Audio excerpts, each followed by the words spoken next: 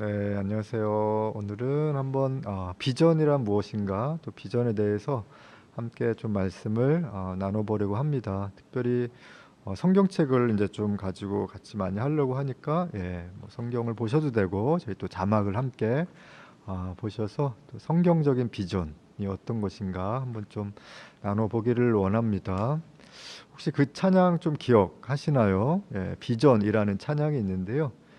정말 뭐 98년도, 뭐 2000년도, 그 다음에 또 뭐 2010년도 정도까지만 해도 많이 불리던 찬양이 뭐 주제가 바로 비전에 관련된 내용이었었는데 요즘에는 예전만큼은 좀 부르고 있는 것 같지 않습니다. 그렇다라고 해서 이 비전이란 게 어떤 뭐 유행이나 패션처럼 단순히 그냥 그때에만 유행하는 것이 아니라 우리 평생에 하나님께서 원하시는 삶을 살기를 원하시는 것이 바로 비전어리의 삶이잖아요. 그래서 저와 여러분은 늘 비전 가운데 살아가야 되는데 오늘은 이제 과연 비전이 무엇이고 또 어떻게 비전을 받고 또 어떤 인물들이 있는지 함께 좀 살펴보기를 원합니다.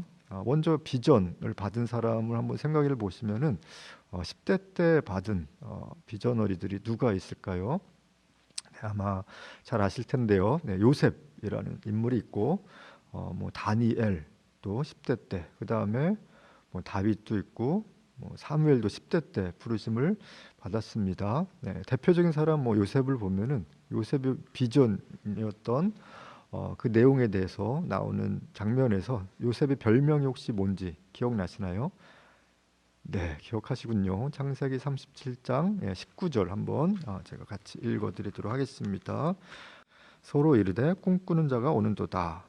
요셉의 별명을 바로 꿈꾸는 자라고 성경을 말씀을 하고 있습니다. 네, 이것이 그냥 개꿈 아니면은 늦은 밤에 꾸는 그냥 꿈이 아니라 이 요셉을 향한 평생의 인도하심이 있었던 그 내용에 대해서 그 형들이 약간 비꼬듯이 얘기하긴 하지만 요셉의 핵심이 바로 비전어리, 바로 꿈꾸는 자였다라고 볼 수가 있습니다.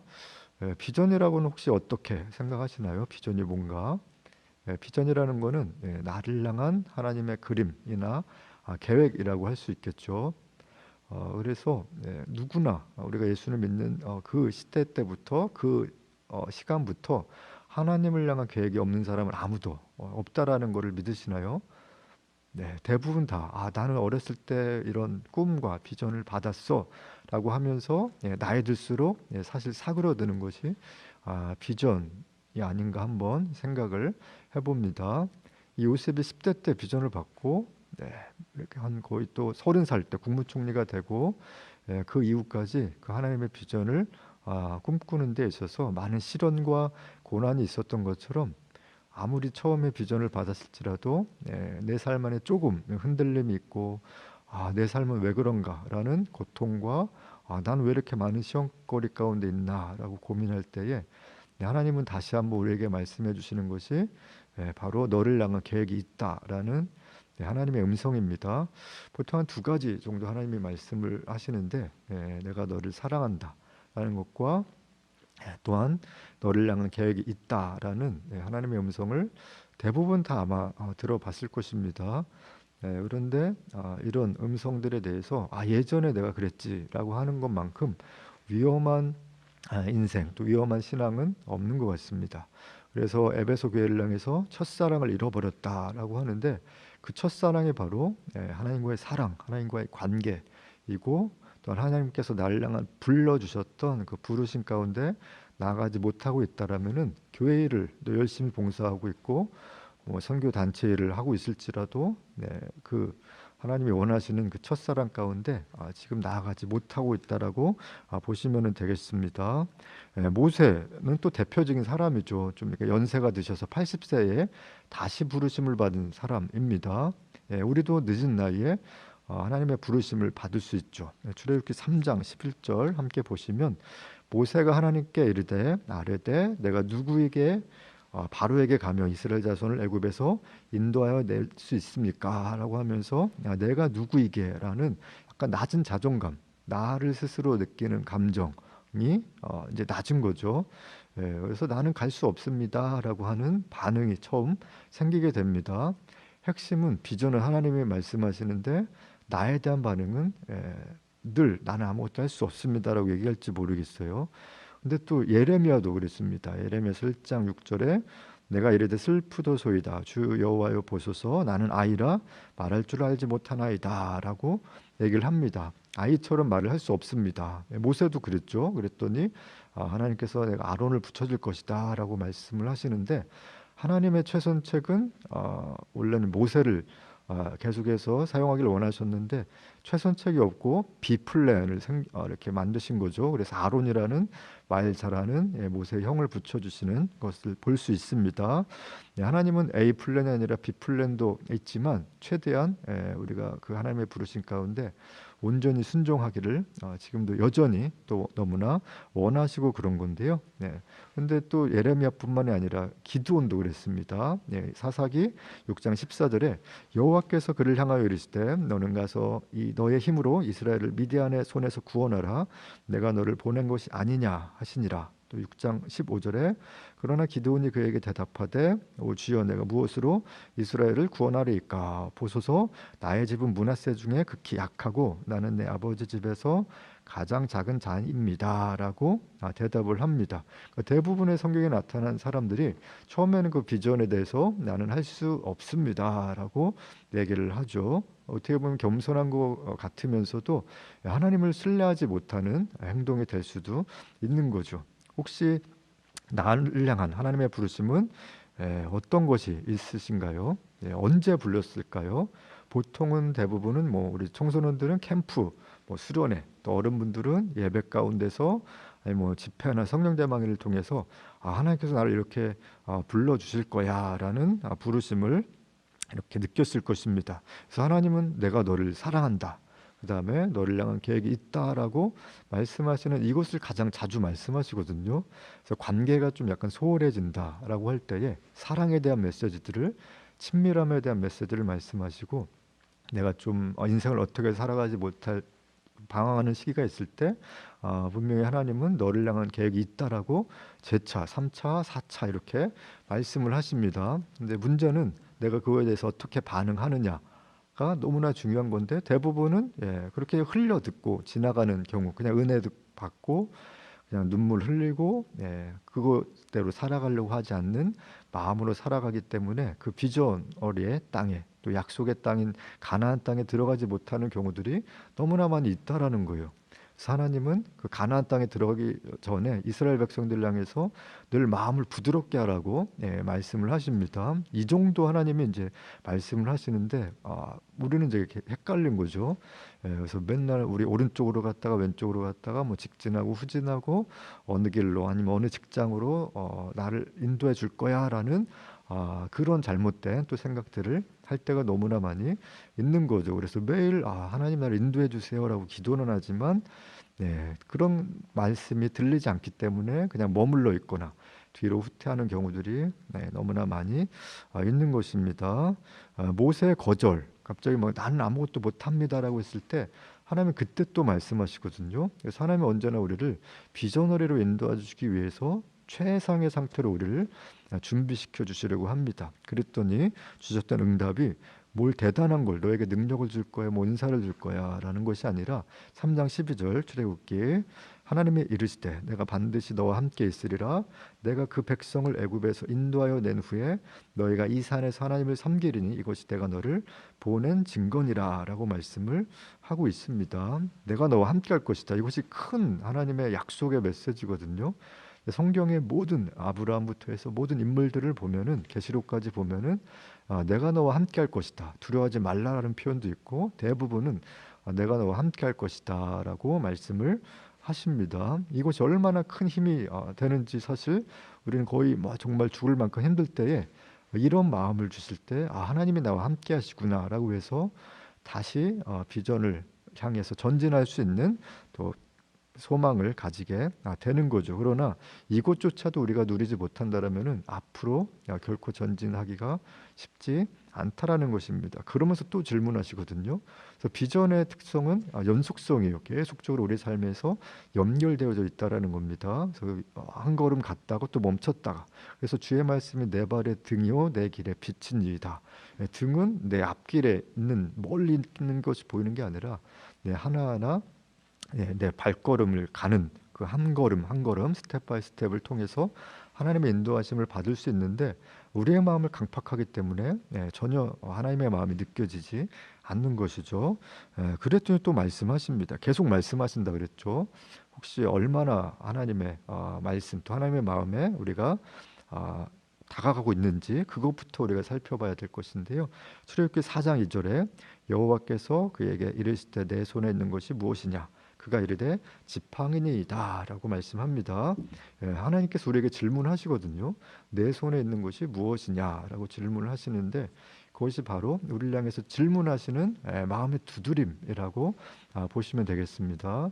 그러니까 내 안에 있는 게 뭔가, 나의 달란트, 나의 은사, 내가 잘하고 좋아하는 게 무엇인가, 그것에 대해서 직접 하나님께서 우리에게 질문을 하고 계신 것입니다. 다른 손에 있는 거 말고, 또 다른 사람에 있는 거 말고 너의 손에 있는 게 무엇이냐라고 분명히 하나님은 지금도 말씀을 하십니다. 지팡이라는 거는 되게 낡은 거죠. 모세가 오랫동안 짚고 다니고 어떻게 보면 쓸모없는 것처럼 느껴지는 게 지팡이인데, 하나님은 그것을 사용하신다고 합니다. 내가 살아왔던, 모세가 40년 동안 광야에서 살았던 모든 스킬들이 사실 이 지팡이 가운데 있는 거거든요. 이걸로 낡았지만 걷기도 하고 양떼를 몰기도 하고 양떼를 지키기도 하는 또 무기가 되는, 어떻게 보면은 그런 도구가 바로 지팡이였던 것처럼, 하나님은 우리가 살아왔던 인생만큼의 나의 삶의 달란트와 은사를 통해서 계속해서 비전의 땅으로 걸어가기를 원하신다라는 겁니다. 그래서 이런 일련의 신호들을 통해서 주님이 계속해서 우리 가운데 확신을 시켜주시거든요. 이 길이 가는 게 맞는지 안 맞는지, 그런 신호들을, 우리가 시그널들을 또 신호들을 잘 살펴봐야 됩니다. 그래서 보통 뭐 미래학에서 얘기하는 뭐 신호와 소음이라는 용어처럼 우리 안에 어떤 소음, 잡음이 있는가, 그것들을 잡아내는 것들이 너무 필요하죠. 여러 복잡한 상황 가운데서 뭐 복잡계라는 용어도 쓰지만 그 안에서 정말 단순한 것, 그 다음에 핵심적인 게 무엇인가, 나를 향한 하나님의 신호가 무엇인가를 잡는 사람이 결국 우리가 지속적으로 비전을 따라 살아갈 수가 있는 것입니다. 그렇다면 어떻게 나의 비전을 알 수 있을 것인가? 뭐 요셉에게는 꿈을 통해서 알려주셨죠. 뭐 개꿈 말고 뭐 정말 선명하고 뭐 하나님의 두세 번 말씀하시는 것이 있다라면 그것이 또한 나를 향한 비전의 인도하심이 될 수 있겠지만, 다른 또 사람들에게는 꿈은 또한 많이 말씀하시지 않으셨기 때문에 각자마다 약간 다른 부분들이 있습니다. 그 다음에 예배 가운데서 수련회, 집회 이런 것들을 통해서 캠프 이런 것들을 통해서 마음의 확신을 받게 되죠. 그래서 나는 이러한 삶을 살 거야라고 얘기를 하는데, 예전에 어떤 학생과 함께 단기 선교에 갔을 때 이제 몽골이라는 나라에 갔는데, 가는 곳마다 화장실을 찾기가 쉽지 않았던, 초원에는 이제 그런 일들이 많이 있기 때문에 이 학생이 그때 기도하면서, 고등학생이었던 학생이 나는 전 세계에 있는 화장실이 없는 사람들에게 화장실을 만들어주고 싶어요라고 이렇게 비전을 같이 품기도 했었습니다. 일반 집들도 화장실이 없는 가정들이 있어서 저희가 같이 가서 나무를 깎기도 하고 화장실을 만들어주는 사역도 했었는데, 이러한 것들, 그 사람들의 마음을 사는 것이 비전이 될 수 있는 것입니다. 그래서 비전과 직업은 우리가 좀 구별을 해야 되는데, 국무총리 요셉의 이렇게 요셉이 국무총리가 됐던 그거 자체는 이제 직업이라고 할 수 있겠고요. 요셉의 비전은 유대인들을 하나님 안에서 보호해서 이스라엘 백성으로 이렇게 인도하는 그 과정 가운데 브릿지 역할을 해야 되는 그 비전이 바로 요셉이었던 것을 알 수 있습니다. 그래서 나의 직업과 비전을 반드시 구별해 나가는 것이 필요합니다. 또한 나의 비전을 어떻게 알 것인가, 그것은 나의 은사와 달란트, 내가 좋아하고 잘하는 것들을 살펴보는 것이 필요하겠죠. 특별히 내가 정말 돈 안 받아도, 월급 안 받아도 평생 할 수 있어라는 생각이 있다라면은 그 마음 안에는 반드시 비전과 연결된 마음들이 많이 있게 될 것입니다. 뭐 예를 들면 또 나의 비전을 알기 위해서는 다중지능 검사, 뭐 나의 달란트, 은사를 좀 체크하는 그런 작업들이 필요하고요. 또 성격 검사를 통해서 나에게 맞는 또 직업들이 어떤 것이 있는가 이제 이런 것들을 함께 살펴보는 것이 좀 필요하겠고요. 경험들이 좀 어렸을 때부터 부모님을 통한 많은 경험을 좀 배우면은 많이 도움이 됩니다. 그래서 어렸을 때부터 아들들은 아버지와 또 딸들은 어머니와 함께 뭐 이런 것들을 같이 배워나갈 때에 그것들을 통해서 나의 은사들을 발견해 나갈 수 있습니다. 그리고 일단 독서라는 또 도구도 있죠. 독서를 통해서 나의 비전 자극들을 깨워나갈 수 있습니다. 그래서 어렸을 때부터 책을 많이 읽을수록 다양하게 또한 깊게 읽어 나갈수록 중요한데 특별히 여러 뭐 이렇게 개발서보다도 어떤 원론을 얘기하는 왜냐하면 이치 구조 이런 것들은 바뀌지 않기 때문에 그런 것들과 관련된 책들을 많이 읽으시면 도움이 되겠습니다. 또한 추천해주고 싶은 경험 중에 최고로는 저는 이제 단기 선교를 꼽는데 왜냐하면 일단 외국에 나가려면 또 언어도 봐야 되고 다른 사람의 문화도 공부해야 되고 또 그 나라에 대한 공부, 역사 뭐 이런 식으로 같이 공부하고 또 하나님께서 그 땅 안에서 어떻게 일하시는가에 대해서 특별히 선교지에서 더 강한 성령의 역사가 있기 때문에 함께 청소년들, 뭐 청년들, 뭐 어른들도 함께 단기 선교를 통해서 최고의 경험 또 비전을 할 수 있는 그런 도구가 될 수 있다고 생각을 하지만 여전히 뭐 내년이나 2, 3년 동안에는 가기 힘들기 때문에 우리가 계속해서 이러한 실험들을 계속 해 나가는 게 필요하겠고요. 그 다음에 또 다른 사람들을 통해서도 알 수 있습니다.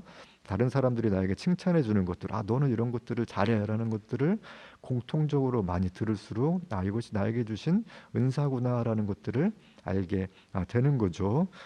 그 다음에 또한 평상시에 큐티가 그렇게 중요한 이유가 매일매일의 인도하심을 받을 수 있기 때문에 기도와 말씀을 통해서 청소년들에게는 항상 이제 기말이라는 표현을 쓰는데 기말고사가 아니라 이제 기도와 말씀 생활을 통해서 매일매일 하나님과 친밀해져 갈 때에 오늘 읽은 그 말씀이 나를 인도해 가고 또 내일 읽었을 땐 내일 나를 인도해 가는 그 하나님의 말씀을 통해서 나의 비전, 내 땅, 나의 가나안 땅에 도달하게 된다라는 것입니다. 근데 이러한 것들을 우리 삶에서 항상 우리가 훈련을 하고 나가는 것들이 필요한데 때로 내가 은사들을 내 안에 어떤 것들이 있는지 모를 때가 너무 많이 있거든요. 근데 저 같은 경우에는 찬양 인도자가 너무 되고 싶어서 뭐 기타도 배우고 기타도 치고 찬양 인도도 했는데 어느 날 몇백 명 앞에서 찬양 인도를 했는데 갑자기 분위기 썰렁해지고 이제 그런 모습들을 많이 경험을 했습니다. 그래서 이제는 내가 찬양 인도자 나에게 주신 인도자가 은사가 아니구나라는 것들을 나중에서야 깨닫게 됐습니다. 그래서 여러 가지 실습을 통해서 여러 가지 경험을 통해서 나에게 맞고 내가 좋아하고 또 남들에게 영향력을 끼칠 수 있는 그런 은사들을 함께 개발해 나가면은 좋겠습니다. 그래서 비전의 특성이라는 거는 연속성이 있고 또 이제 모자이크처럼 맞추어가는 과정이기 때문에 도중에 그만두는 사람이 너무 많아요. 그래서 좀 우리가 어렸을 때는 다 비전과 꿈을 품다가 어른이 되어져서 그냥 그렇게 살아가는 거야라고 하는 또 어른분들이 너무 많이 있기 때문에 해도 안 되는구나라는 생각 가운데 있을 수도 있습니다. 그런 이유는 이 연속성에 대한 제대로 된 이해가 되지 않고 있기도 하고요. 그 다음에 이런 경건 생활에 대한 것들, 또 마음의 강팍함, 여러 가지 원인들을 통해서 우리가 그 비전을 놓쳐버리는 경우들이 너무나 많이 있다라는 겁니다. 그런데 비전이라는 것이 정말 다 화려할까요? 결코 그렇지 않다라는 거죠. 비전은 또한 일상이기 때문에 그런 건데요. 뭐 슬픈 결말이 있는 선지자들도 있습니다. 예레미야에게 주신 비전은 계속해서 예루살렘이 멸망할 것이다라고 혹시 몇 년 동안 그렇게 외쳤는지 기억나시나요? 40년입니다. 40년 동안 예루살렘이 멸망할 것이다라는 메시지를 전하고 그 다음에 애굽으로 끌려가서 거기서 그냥 인생을 마감하죠. 그래서 그냥 비전은 이렇게 슬픈 결말처럼 이렇게 끝날 수도 있지만 이것을 오해하는 이유는 직업과 비전이 때로는 다를 수도 있기 때문에 그런 것입니다. 비전의 핵심은 하나님이 하라고 하는 걸 하는 거거든요. 그래서 예레미야는 최고의 비저널인데 일반적인 사람들이 봤을 때는 저 사람 실패한 선지자야라고 여길지 모르겠습니다. 대부분이 또 그러기도 했고요. 많이 맞기도 하고 구덩이에 갇히기도 하고 늘 아픔 가운데 있었던, 그렇지만 마음에서 불붙는 설교를 하지 않으면은 마음에 너무나 답답함이 있었기 때문에 이런 마음을 주시는 것이 하나님의 비전 가운데 있는 핵심 메시지가 될 수 있습니다. 얼마 전에 본 우리 뭐 소울이라는 영화에서도 그 주인공의 어머니가 이런 얘기를 하죠. 꿈이 밥 먹여주냐라고 이렇게 얘기를 하지만 사실 꿈을 통해서 우리는 영의 밥을 날마다 먹고 하나님이신 땅으로 우리가 가게 될 수 있는 것입니다. 그런데 이 중요한 것은 바로 내 비전뿐만이 아니라 내 비전을 뛰어넘어 하나님의 비전 가운데 살아가야 되는데, 마태복음 1장 21절 예수님의 비전이 무엇인가에 대해서 얘기를 합니다.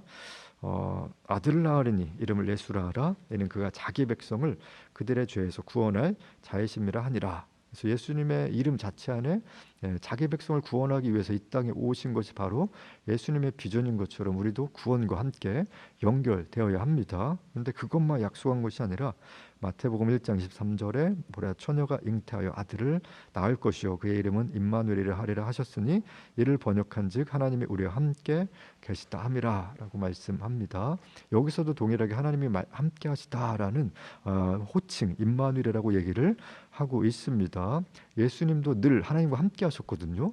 신이셨음에도 불구하고 인간의 몸을 입고 오신 예수님께서 하나님의 도우심이 그만큼 필요하다 그러면 우리는 더더군다나 하나님과의 친밀함, 또한 하나님의 음성, 또 하나님과의 교제가 날마다 필요합니다. 그래서 했던 게 날마다 새벽 미명마다 밤새도록 기도하셨던 예수님의 모습을 사실 우리가 날마다 배우고 훈련해야 하는 거죠. 최고의 비전은 계시록 7장 9절입니다. 이 말씀만 하고 우리 또 다음 달에 같이 말씀을 나누도록 할 텐데요.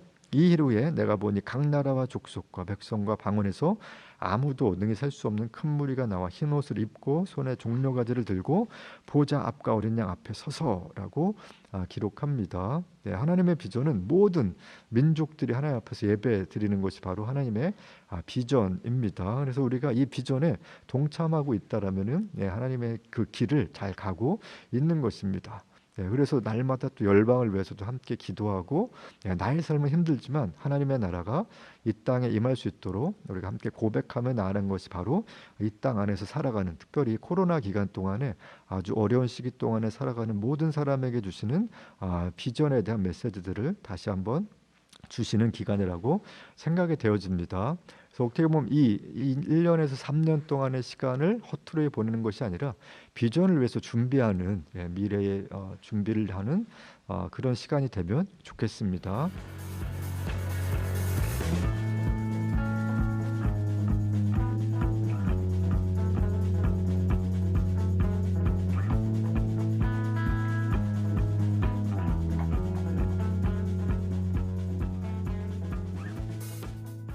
오늘 이제 비전에 대해서 함께 나누었는데 한번 한 달 동안에 비전에 대해서 고민해 보시고 또 비전어리의 삶을 함께 살아가는 우리 모두 되면 좋겠습니다.